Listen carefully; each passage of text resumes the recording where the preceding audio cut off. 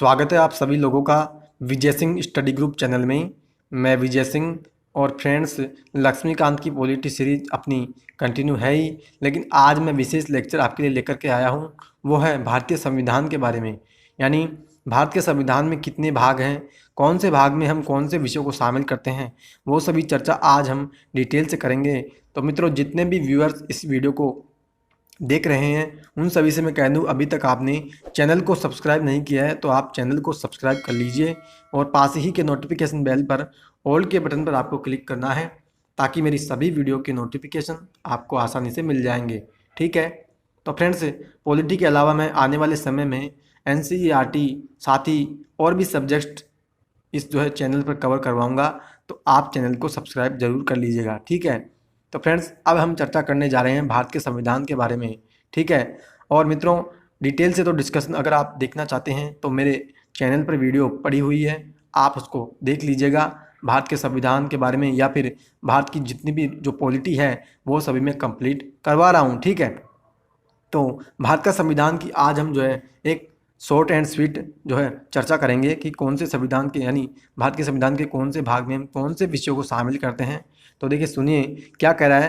पहला जो भाग है ना मित्रों, उसमें हम शामिल करते हैं संघ और उसका राज्य क्षेत्र, यानी भारत का जो संघ है, यानी जो भारत है और भारत में जितने भी राज्य हैं उनके क्षेत्र के बारे में हम उसमें बात करते हैं पहले भाग में। यानी राज्य के जो नाम है उसकी सीमा में परिवर्तन कैसे किया जाता है वो सभी हम इसमें चर्चा करते हैं। दूसरे भाग में हम नागरिकता के बारे में चर्चा करते हैं, यानी जो सिटीजनशिप है, यानी कि हम अनुच्छेद 5 से लेकर के अनुच्छेद 11 की हम इसमें बात करते हैं। ठीक है, और संघ और राज्य क्षेत्र में मैंने आपको बताया कि अनुच्छेद 1 से लेकर 4 में हम बात करते हैं। तीसरे भाग में हम चर्चा करते हैं मौलिक अधिकारों की, जो हमें मिले हैं अनुच्छेद 12 से लेकर 35 तक।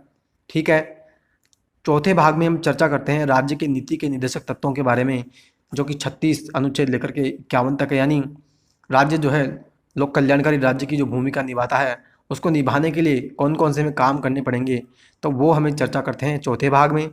पाँचवें भाग में हम अपने कर्तव्यों के बारे में चर्चा करते हैं, यानी कि बेशक हमें मूल अधिकार तो मिले हैं, लेकिन मूल अधिकारों के अलावा हमें, यानी हमारा कुछ कर्तव्य भी, हमारी कुछ जिम्मेदारियां भी बनती है देश के प्रति। तो उन्हें जिम्मेदारियां कौन कौन सी है उनके बारे में हम चर्चा करते हैं भाग 4A में, जो कि अनुच्छेद 51 क है। ठीक है, भाग 5 में हम चर्चा करते हैं संघ की सरकार के बारे में, यानी जो केंद्र की सरकार है हमारी, वो उसके बारे में हम चर्चा करते हैं। कार्यपालिका है, संसद है, राष्ट्रपति की विधायी शक्तियाँ, संघ की न्यायपालिका और भारत का नियंत्रक और महालेखा परीक्षक, इन सभी की चर्चा हम 5वें भाग में करते हैं। ठीक है, 6वें भाग में हम चर्चा जो करते हैं वो राज्य की सरकार के बारे में करते हैं, जो कि साधारण या कार्यपालिका, राज्य का विधानमंडल, राज्यपाल की विधायी शक्तियाँ, इन सभी के बारे में हम 6वें भाग में चर्चा करते हैं।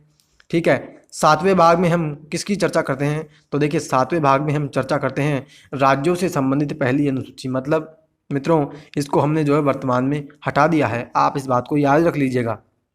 यानी 7वें भाग में पहली अनुसूची का खंड था, इसको हमने निश्चित कर दिया। 8वें भाग में हम संघ राज्य क्षेत्र, यानी जो केंद्र राज्य क्षेत्र हैं, केंद्र शासित जो प्रदेश हैं, उनकी हम चर्चा करते हैं भाग 8 में। भाग 9 में हम पंचायतों की बात करते हैं। भाग 9 में हम नगर पालिकाओं की बात करते हैं, जो कि पंचायतों को हमने जोड़ा था 73वें संविधान संशोधन अधिनियम 1992 के माध्यम से। 9 को यानी नगर पालिकाओं को हमने जोड़ा था 74वें संविधान संशोधन अधिनियम 1992 के माध्यम से। यानी जब हमारा संविधान बना था तो मूल प्रारूप के संविधान में हमने इन अनुसूचियों को नहीं डाला था, यानी इन भागों को हमने नहीं डाला था। और ये अनुसूचियाँ भी होती है, यानी कि 11वीं जो अनुसूची है वो पंचायतों से संबंधित है, 12वीं नगर पालिकाओं से। तो ये अनुसूचियाँ भी हमने बाद में डाली थी संविधान संशोधन अधिनियम के माध्यम से। 9 है जो कि सहकारी समितियों से संबंधित है, भाग 9 है। ठीक है, वो भी हमने 97वां संविधान संशोधन अधिनियम 2011 के माध्यम से जोड़ा था संविधान में। मूल रूप से संविधान में यह शामिल नहीं था।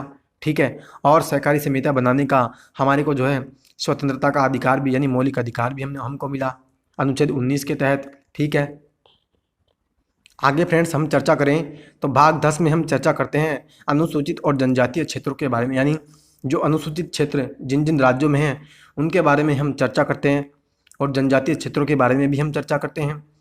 भाग 11 में हम चर्चा करते हैं केंद्र और राज्यों के बीच जो संबंध है, यानी केंद्र राज्य संबंधों की हम चर्चा करते हैं।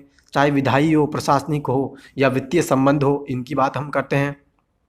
भाग 12 में हम चर्चा करते हैं वित्त की, संपत्ति की, यानी वित्त मानी पैसा का, लेन देन का या संपत्ति का हम बात करते हैं, संपत्ति के अधिकार को, ऋण लेना का, इन सभी की बात हम भाग 12 में करते हैं। भाग 13 में हम क्या करते हैं, भारत के राज्य क्षेत्र में जो व्यापार होगा या कौन कौन सा वाणिज्य होगा, ठीक है, उन सभी की हम चर्चा करते हैं भाग 13 में। भाग 14 में हम चर्चा करते हैं संघ और राज्यों के अधीन जो सेवाएं होती है, यानी चाहे अखिल भारतीय सेवाएं हो या केंद्र की सेवाएं हो या राज्य की सेवाएं हो, इन सभी की सेवाओं के बारे में हम भाग 14 में चर्चा करते हैं। ठीक है, भाग 14 के हम किस बात का बारे में चर्चा करते हैं, अधिकरण यानी ट्रिब्यूनल्स के बारे में चर्चा करते हैं, जिसको हमने जोड़ा 42वें संविधान संशोधन अधिनियम 1976 के माध्यम से संविधान में। ठीक है, मूल संविधान में हमारा यह अधिकरण शामिल नहीं था। ठीक है, आपको ये बातें ध्यान होनी चाहिए। ठीक है, भाग 15 में हमने जोड़ा, यानी भाग 15 में हम चर्चा करते हैं निर्वाचन के बारे में, यानी भारत में चुनाव होगा, कैसे होगा, कौन करवाएगा, क्या प्रक्रिया होगी, इन सभी के बारे में भाग 15 में हम चर्चा करते हैं। भाग 16 में मित्रों हम चर्चा करते हैं कुछ वर्गों से संबंधित विशेष प्रावधान के बारे में, यानी कुछ वर्गों के बारे में हमने जो है कुछ विशेष उनको अधिकार दिए हैं, तो उनकी बात हम चर्चा करते हैं। भाग 17 में हम चर्चा करते हैं राजभाषा की, यानी जो हमारी संविधान में हमने 22 भाषाएं जोड़ रखी है। ठीक है, 22 भाषाओं को हमने मान्यता जो दे रखी है, उसके बारे में हम चर्चा करते हैं कि संघ की कौन सी भाषा होगी, राज्यों की कौन सी भाषा होगी, सर्वोच्च न्यायालय और उच्च न्यायालय कौन सी भाषा में काम करेंगे, इन सभी की हम चर्चा करते हैं। भाग 18 में हम चर्चा करते हैं आपातकालीन उपबंधों की, यानी जो अनुच्छेद 352 है, 356 है और 360, इन सभी के बारे में हम जो है चर्चा करते हैं। भाग अगर 19 की हम बात करें तो प्रकीर्ण, यानी इन सभी भागों के अलावा जो भी कुछ विषय होंगे वो सभी हम भाग 19 में डाल देते हैं। तो प्रकीर्ण मतलब बचा हुआ जो भी होता है, इसको जो है हम इसमें डाल देते हैं, तो उसकी हम भाग 19 में चर्चा करते हैं। भाग 20 में हम संविधान के संशोधन की बात करते हैं, जो कि संविधान के अनुच्छेद 368 के माध्यम से किया जाता है। ठीक है, भाग 21 की अगर अपन बात करें तो अस्थायी संक्रमणशील और विशेष उपबंध, यानी जो अस्थायी उपबंध था जम्मू कश्मीर के लिए, उसको तो अभी जो है सरकार के द्वारा जो है एबोलिश कर दिया गया है, लेकिन पहले हमने संविधान में जोड़ रखा था यह भाग। और भाग जो 22 है उसमें हम चर्चा करते हैं संक्षिप्त नाम, प्रारंभ, हिंदी में प्राधिकृत पाठ और निरसन का। ठीक है, तो इन सभी के बारे में हम जो है संविधान के भागों के बारे में आज हमने चर्चा की। ठीक है, आशा करता हूँ मित्रों आज का लेक्चर आपको अच्छा लगा होगा। यानी कई बार एग्जाम्स में पूछ लिया जाता है कि भाग जो संविधान के भाग 5 है उसमें कौन से विषय शामिल किए जाते हैं, या भाग 4 में या भाग जो 14 के है वो कौन से जो है संविधान संशोधन अधिनियम के माध्यम से जोड़ा गया। ठीक है, इन सभी के बारे में हमने जो है डिटेल से आज डिस्कशन किया। आशा करता हूँ आज का लेक्चर आपको समझ में आया होगा। अगर आपकी कोई भी क्वेरीज हो आप जो है कमेंट बॉक्स में अपना कमेंट कर दीजिएगा।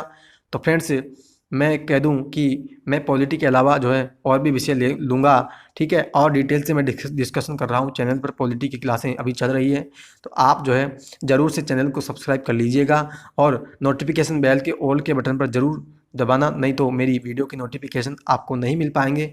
ठीक है, तो फ्रेंड्स अब हम मिलेंगे अगले लेक्चर में और नई वीडियो के साथ।